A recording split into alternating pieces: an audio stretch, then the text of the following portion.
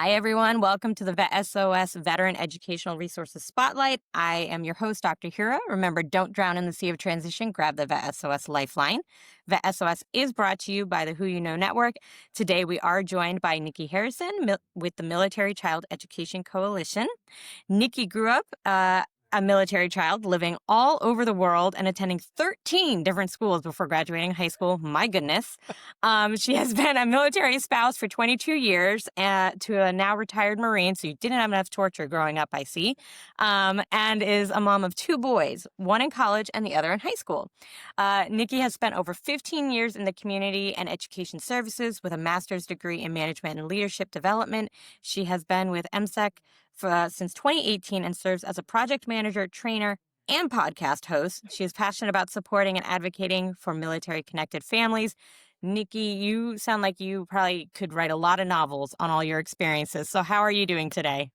I am doing great, and I have been told that by very close friends, like, maybe you should write books on this lifestyle, and, so, yeah, I'm great. Thank you so much for having me. Thank you so much for we'll talk a little bit later about all the wonderful work that MCEC does, Yeah. but I'm just excited to be here.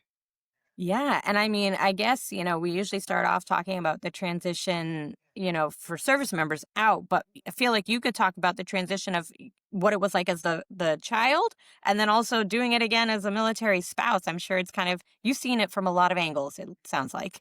Yeah, I really have. And I will say I have amazing parents who were just so wonderful. I always tell people, before so many of these resources and organizations Mm, existed, my mom was a military spouse, my dad was the service member, and they were just doing the best they could with their kids. And so, my dad retired when I was in middle school. So I was in eighth grade.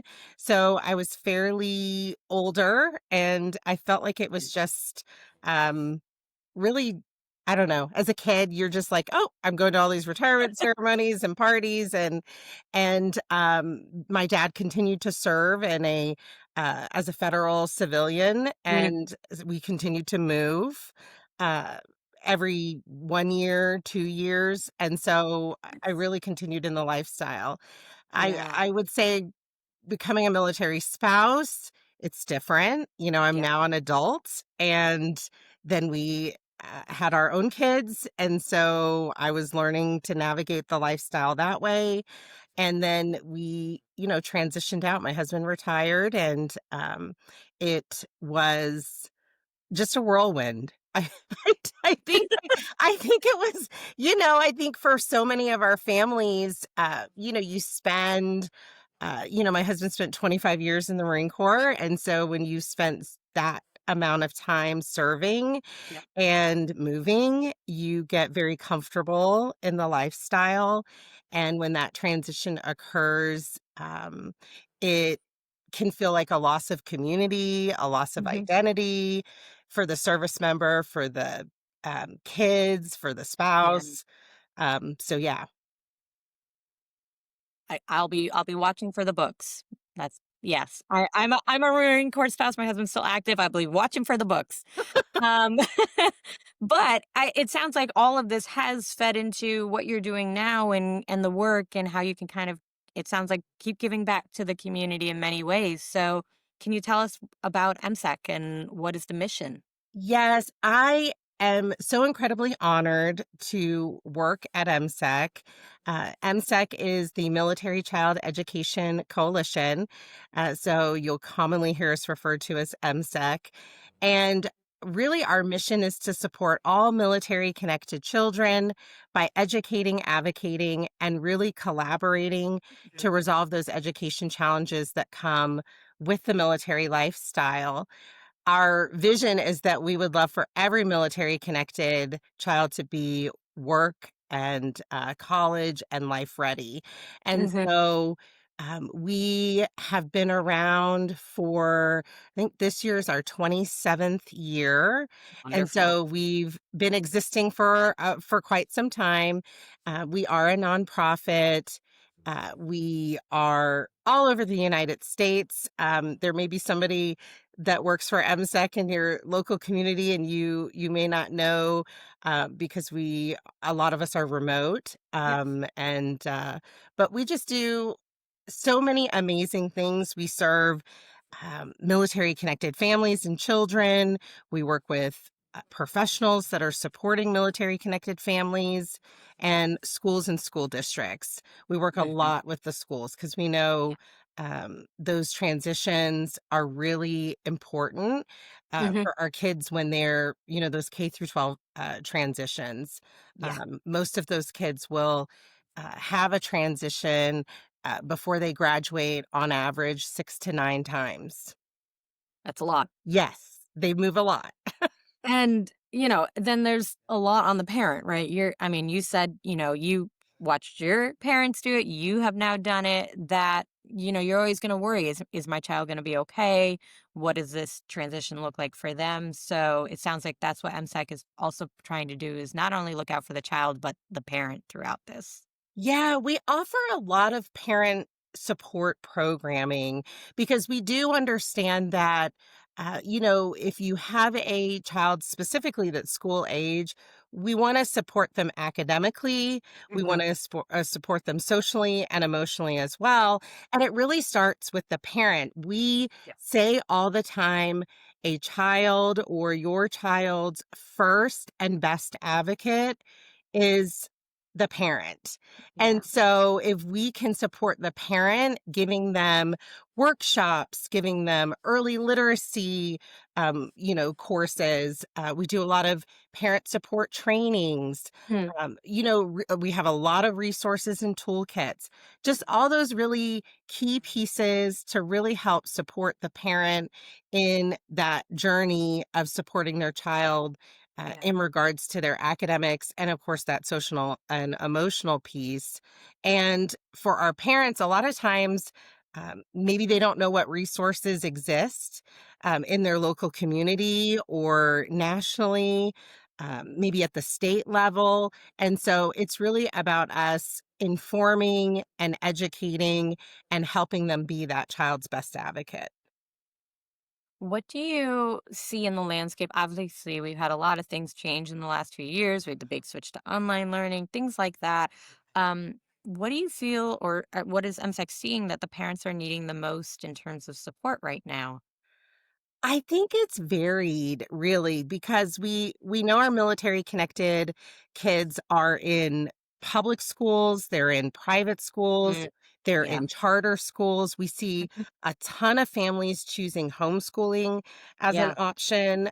So I would say we see a lot of homeschooling Mm, happening. A lot of parents mm, choosing that consistency, that continuity that comes with really being able to navigate their child's education, kind of guide it yeah. themselves. There's a ton of online learning. I'll tell you right now something that we'll be talking about at our global training summits that are coming up at the end of Awesome. September in Atlanta and Austin is AI and the Yeah. Yeah. impact that AI is having on education. And so, whether that be on the students' use of AI when they're in school, it's even happening in elementary schools.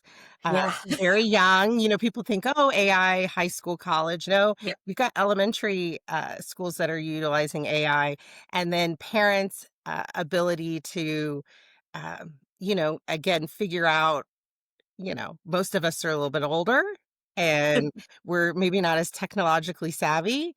And so there's a lot of learning that's happening in that space. Yeah. I don't have children, but man, the AI stuff is beyond me. Um, And you mentioned quickly there about some summits. So, what are some of the programs or upcoming events that maybe people should be aware of in case they're interested in attending? Yeah, so we'll be having a couple of regional global training summits at the end of September. One will be in Atlanta on Monday, September 22nd, and then the other one is in Austin on Friday, September 26th. And so those are great opportunities for professionals, educators, parents. We have parents attend to sit through some sessions that are very intentional on helping for us to best learn how to support military connected families and Yeah. children. And so we bring in speakers from all over the country. They're fantastic events. If you're unable to attend those, we offer parent support webinars online through our website. You can register. We offer, I mean, so many every month on all different types of topics. Yeah. They're free. Excellent. Most of what MCEC does is really trying to provide that education and that training and have it be free, especially for Yeah. our parents, because we know Yeah. cost is a factor. Yeah. We also have a podcast. I think you mentioned I'm the podcast host where we publish episodes every the first and third Tuesday of every month, and you Nice. can listen in on wherever you get your podcasts. And so we have that, and just a lot of trainings in different Yeah. areas. So our website's the best way to kind of find out about those events. Yeah. And that was great. I love the different modalities because, again, every parent has so much bandwidth and ability. So it seems like you're really trying to reach the parents at all levels, whatever works for them, you're there. Um, going back to your own experiences, is there any kind of advice? Maybe we have some newer parents or the ones who are hitting new milestones with their kids or the military life. And so, any advice on just getting through any type of transition move or advice around the transition getting out, whether that be separating or retirement? Yeah, I feel like I'm full of advice. I would say for the transitions, as someone who grew up as a military child that moved a ton and then continued to Yeah. do it. I think somebody asked me one time, how many times have you moved in your life? And I might be like at 26. Oi. I've moved a lot and transitioned a lot. And I think give yourself time. Mm, Transitions are hard. Change is mhm. hard for most of us. I Yeah. would say for the majority of us. Uh, and we get comfortable and we Yeah. like routine. Mhm. And so give yourself time after that transition. Everything can seem really overwhelming. We always know as our family, it takes a good 3 months ish Mhm. for us to feel settled and comfortable in whatever that new routine is. Even with our kids, it always took a few months. Yeah. So give yourself time. And I would think if you're listening and you're or watching and you're thinking, um, we're about to embark on either it's retirement or just a transition out of the military. You've spent maybe decades living Yeah. this lifestyle and those friends have become like family. We have Mhm. friends that are family to Yeah. us. I would say really, try to navigate that sense of community because there's that loss of identity and sense of community wherever you land. Jump in, embrace Yeah. it. Uh, Try to find those things that you used to do, whether it's I don't know, athletics, whether it's volunteering, employment, if you so choose, just really try to embrace that new life. It's a new adventure Yeah. and get to know your local community because I think that makes a difference. I love that. Time does fly as we have these conversations. I feel like there's a lot more to unpack and unfold. So I am sure we'll be seeing each other again. But as we close, is there anything else you'd like to share about MSEC, either in the programming, upcoming events, or just, again, thoughts on how to navigate this life as a parent? I would say again, look for us on our website, look for us on social media. We're on Facebook, LinkedIn, all Hmm. the platforms. Reach out if you need assistance. We have a place where you can email us and ask questions, and we can kind of connect you with someone that can better support. And enjoy your time. It goes by fast in the military. And I always tell people, after that time has ended, you can still have, there's still a lot of living to do. Yeah. Um, you can have an amazing life after the military. Yep, that's it. That is a key piece there. Yes. Well, you will be all right. There is more to come. So thank you so much, Nikki, for joining us on Vet SOS today. On behalf of the Vet SOS family, I'd like to thank everyone for tuning in. You can find boy, it's been a long day. You can find Vet SOS podcast on all your favorite podcast platforms, YouTube, and social media pages. Make sure to subscribe and follow Vet SOS so you don't miss a thing. And remember, don't drown in the sea of transition. Grab the Vet SOS lifeline.